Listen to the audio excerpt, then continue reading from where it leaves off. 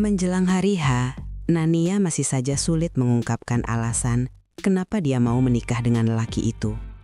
Baru setelah menengok ke belakang, hari-hari yang dilalui, gadis cantik itu sadar keheranan yang terjadi bukan semata miliknya, melainkan menjadi milik banyak orang. Papa dan mama, kakak-kakak, tetangga dan teman-teman Nania. Mereka ternyata sama herannya. Kenapa? Tanya mereka di hari Nania mengantarkan surat undangan. Saat itu teman-teman baik Nania sedang duduk di kantin menikmati hari-hari sidang yang baru saja berlalu. Suasana sore di kampus sepi, berpasang-pasang mata tertuju pada gadis itu. Tiba-tiba saja, pipi Nania bersemu merah, lalu matanya berpijar bagaikan lampu neon 15 watt. Hatinya sibuk merangkai kata-kata yang barangkali beterbangan di otak melebihi kapasitas. Mulut Nania terbuka, semua menunggu, tapi tak ada apapun yang keluar dari sana.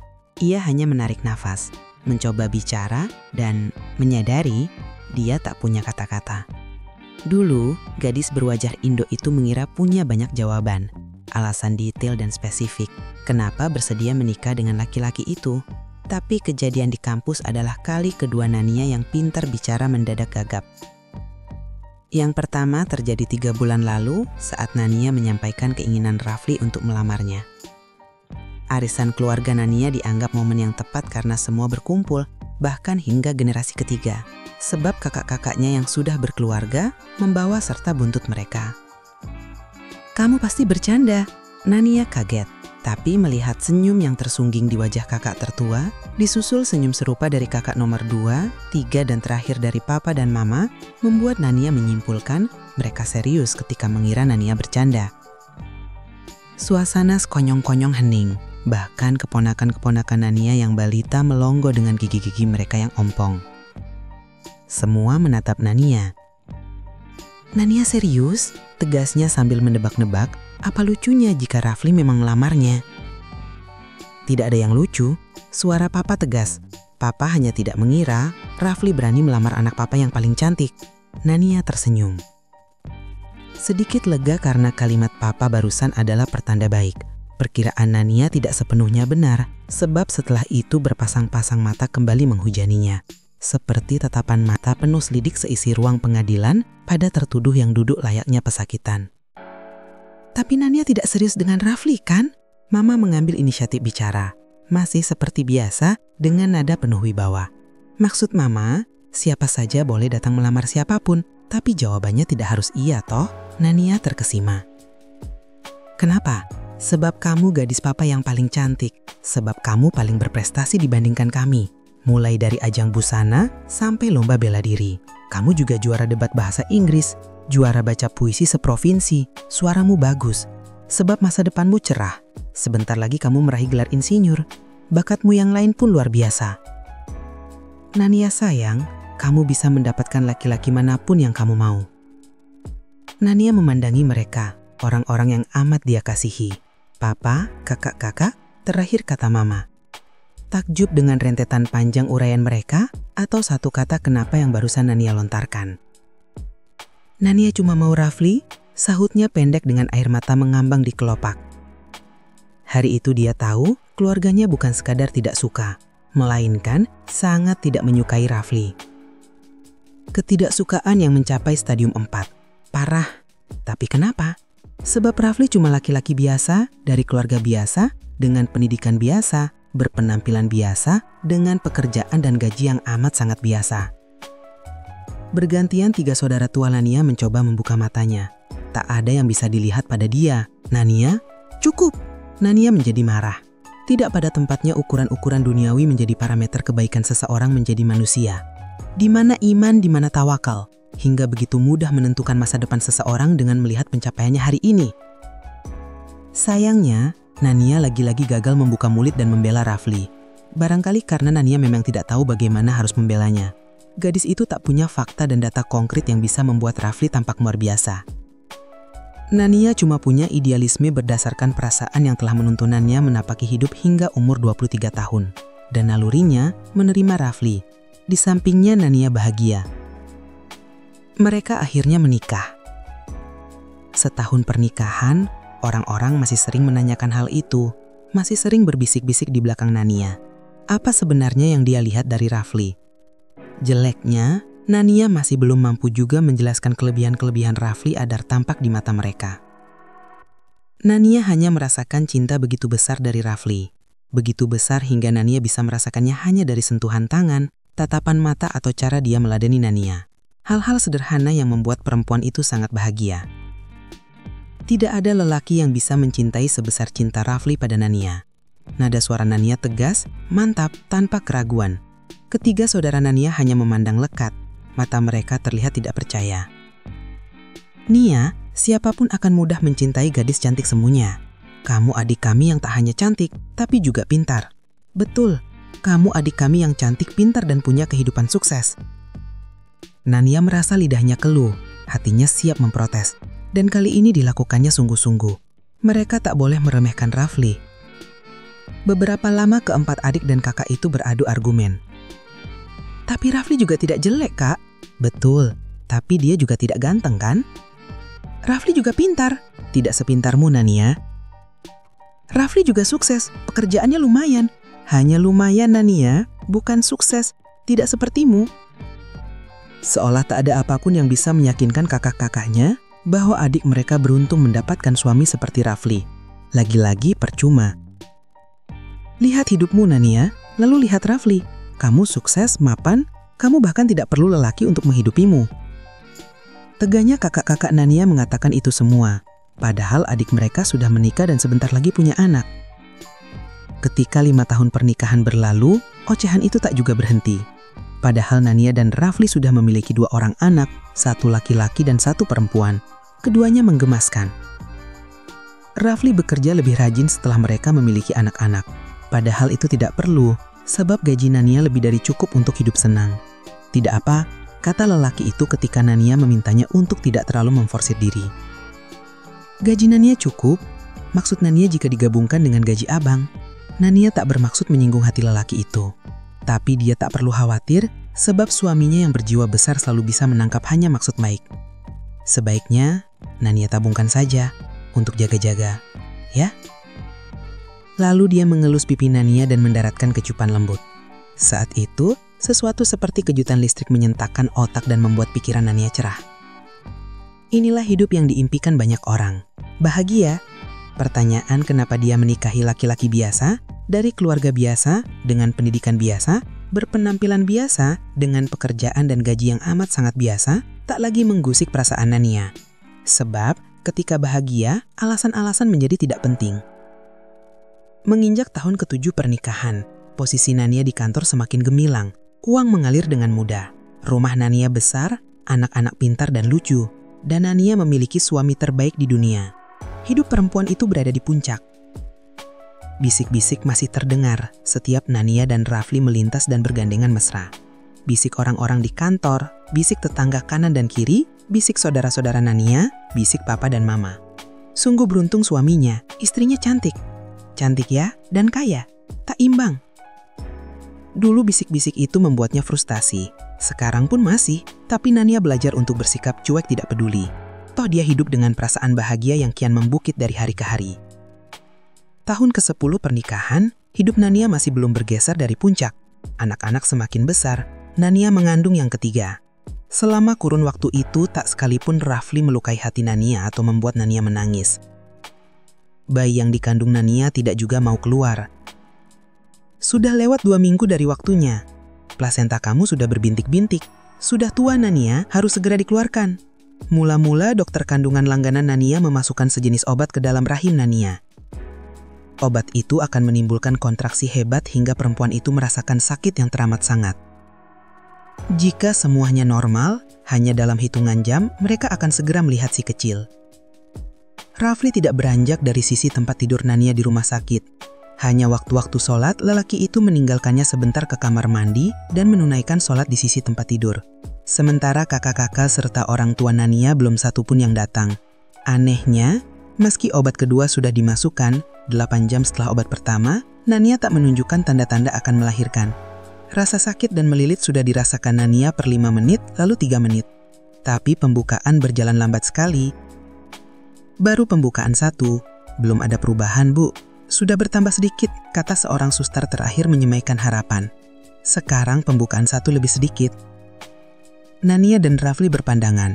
Mereka sepakat, suster terakhir yang memeriksa memiliki sense of humor yang tinggi. 30 jam berlalu.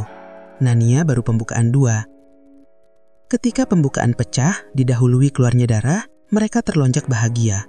Sebab dulu-dulu kelahiran akan mengikuti setelah ketuban pecah. Perkiraan mereka meleset. Masih pembukaan 2, Pak. Rafli tercengang. Cemas. Nania tidak bisa menghibur karena rasa sakit yang sudah tak sanggup lagi ditanggungnya. Kondisi perempuan itu makin payah. Sejak pagi, tak sesuap nasi pun bisa ditelannya. Bang, Rafli termangu.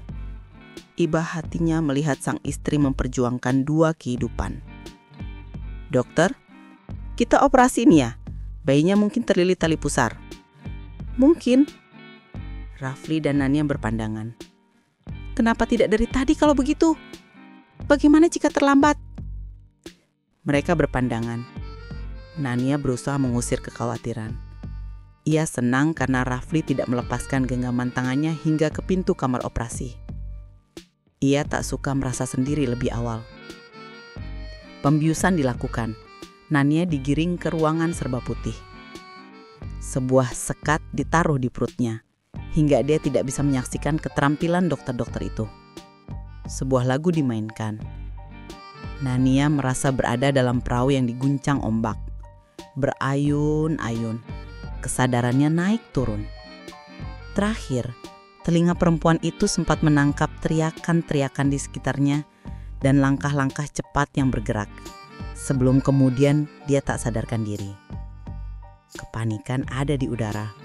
Bahkan dari luar Rafli bisa menciumnya. Bibir lelaki itu tak berhenti melafalkan zikir. Seorang dokter keluar. Rafli dan keluarga Nania mendekat. Pendarahan hebat! Rafli membayangkan sebuah sumber air yang meluap, berwarna merah. Ada varises di mulut rahim yang tidak terdeteksi dan entah bagaimana pecah. Bayi mereka selamat, tapi Nania dalam kondisi kritis. Mama Nania yang baru tiba menangis. Papa termangu lama sekali. Saudara-saudara Nania menyimpan isak sambil menenangkan orang tua mereka. Rafli seperti berada dalam atmosfer yang berbeda. Lelaki itu tercenung beberapa saat. Ada rasa cemas yang mengalir di pembuluh-pembuluh darahnya dan tak bisa dihentikan. Menyebar dan meluas cepat seperti kanker. Setelah itu adalah hari-hari penuh doa bagi Nania. Sudah seminggu lebih Nania koma. Selama itu, Rafli bolak-balik dari kediamannya ke rumah sakit. Ia harus membagi perhatian bagi Nania dan juga anak-anak, terutama anggota keluarganya yang baru, si kecil. Bayi itu sungguh menakjubkan.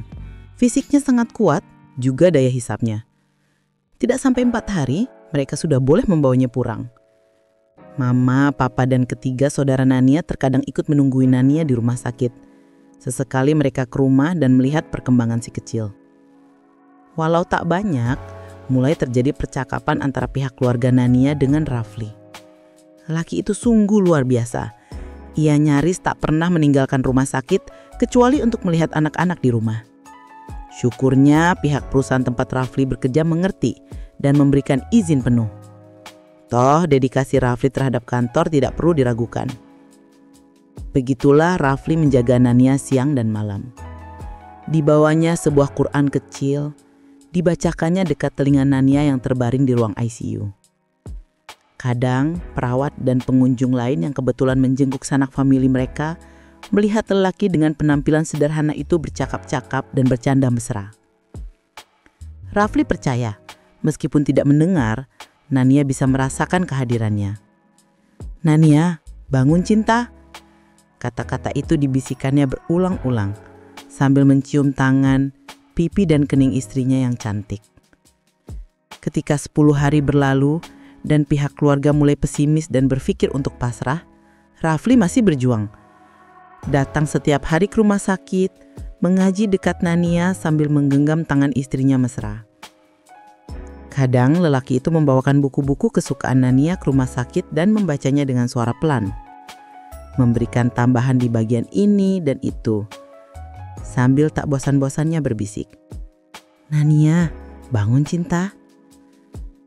Malam-malam penantian dilewatkan Rafli dalam sujud dan permohonan. Asalkan Nania sadar, yang lain tak jadi soal. Asalkan dia bisa melihat lagi cahaya di mata kekasihnya, senyum di bibir Nania, semua yang menjadi sumber semangat bagi orang-orang di sekitarnya, bagi Rafli. Rumah mereka tak sama tampak hadiah Nania. Anak-anak merindukan ibunya. Di luar itu, Rafli tak memedulikan yang lain. Tidak wajahnya yang lama tak bercukur, atau badan yang semakin kurus akibat sering lupa makan. Ia ingin melihat Nania lagi, dan semua antusias perempuan itu di mata, gerak bibir, kerinyitan kening, serta gerakan-gerakan kecil lain di wajahnya yang cantik. Nania sudah tidur terlalu lama. Pada hari ke-37, doa Rafli terjawab. Nania sadar dan wajah penat Rafli adalah yang pertama ditangkap matanya. Seakan telah begitu lama, Rafli menangis, menggenggam tangan Nania dan mendekapkannya ke dadanya, mengucapkan syukur berulang-ulang dengan air mata yang meleleh. Asalkan Nania sadar semua tak penting lagi. Rafli membuktikan kata-kata yang diucapkannya beratus kali dalam doa. Lelaki biasa itu tak pernah lelah merawat Nania selama 11 tahun terakhir. Memandikan dan menyuapi Nania, lalu mengantar anak-anak ke sekolah satu persatu. Setiap sore setelah pulang kantor, lelaki itu cepat-cepat menuju rumah dan menggendong Nania ke teras. Melihat senja datang sambil memangku Nania seperti remaja belasan tahun yang sedang jatuh cinta. Ketika malam, Rafli mendandani Nania agar cantik sebelum tidur. Membersihkan wajah pucat perempuan cantik itu, memakaikannya gaun tidur. Ia ingin Nania selalu merasa cantik. Meski seringkali Nania mengatakan itu tak perlu. Bagaimana bisa merasa cantik dalam keadaan lumpuh? Tapi Rafli dengan upayanya yang terus-menerus dan tak kenal lelah, selalu meyakinkan Nania, membuatnya pelan-pelan percaya bahwa dialah perempuan paling cantik dan sempurna di dunia. Setidaknya di mata Rafli. Setiap hari Minggu, Rafli mengajak mereka sekeluarga jalan-jalan keluar. Selama itu pula dia selalu menyertakan Nania. Belanja, makan di restoran, nonton bioskop rekreasi kemanapun, Nania harus ikut. Anak-anak seperti juga Rafli melakukan hal yang sama. Selalu melibatkan Nania. Begitu bertahun-tahun. Awalnya tentu Nania sempat merasa risih dengan pandangan orang-orang di sekitarnya. Mereka semua yang menatapnya iba. Lebih-lebih kepada Rafli yang berkeringat mendorong kursi roda Nania ke sana kemari. Masih dengan senyum hangat di antara wajahnya yang bermanik keringat. Lalu berangsur Nania menyadari, mereka orang-orang yang ditemuinya di jalan, juga tetangga-tetangga, sahabat dan teman-teman Nania tak puas hanya memberi pandangan iba, namun juga mengomentari, mengoceh, semua berbisik-bisik. Baik banget suaminya. Lelaki lain mungkin sudah cari perempuan kedua. Nania beruntung, ya memiliki seseorang yang menerima dia apa adanya. Tidak cuma menerima apa adanya. Kalian lihat bagaimana suaminya memandang penuh cinta. Sedikit pun tak pernah bermuka masam. Bisik-bisik serupa juga lahir dari kakaknya yang 3 orang, Papa dan Mama. Bisik-bisik yang serupa dengungan dan sempat membuat Nania makin frustasi, merasa tak berani, tapi dia salah. Sangat salah. Nania menyadari itu kemudian. Orang-orang di luar mereka memang tetap berbisik-bisik. Barangkali selamanya akan selalu begitu. Hanya saja, bukankah bisik-bisik itu kini berbeda bunyi? Dari teras, Nania menyaksikan anak-anaknya bermain basket dengan ayah mereka. Sesekali perempuan itu ikut tergelak melihat kocak permainan. Ya, 22 tahun pernikahan. Nania menghitung-hitung semua. Anak-anak yang beranjak dewasa, rumah besar yang mereka tempati, kehidupan yang lebih dari yang bisa dia syukuri. Meskipun tubuhnya tak berfungsi sempurna, meski kecantikannya tak lagi sama karena usia, meski karir telah direbut takdir dari tangannya. Waktu telah membuktikan segalanya. Cinta luar biasa dari laki-laki biasa yang tak pernah berubah. Untuk Nania, seperti yang diceritakan oleh seorang sahabat,